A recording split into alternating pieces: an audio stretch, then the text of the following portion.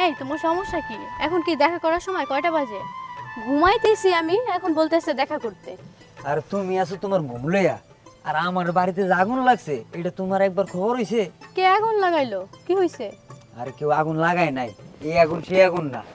আর আমার বোন জামাই আছে না, আমার বোন জামাই আর আমার বোন বাড়িতে আইছে। আয়া হেরে তো একদম এক চুট লই লইছে আমারে।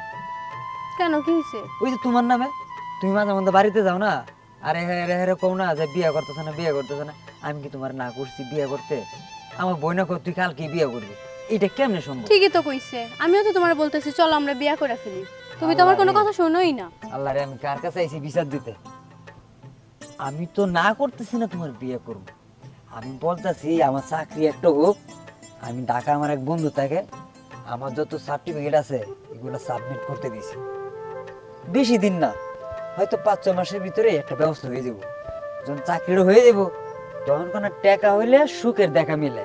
এটা তো কবে থেকেই শুনতেছি। আচ্ছা বাদ দো আছে, খালি জ্ঞান দো। বাসা তো জ্ঞান দেন, তোমার কাছে এলো তুমিও জ্ঞান দো।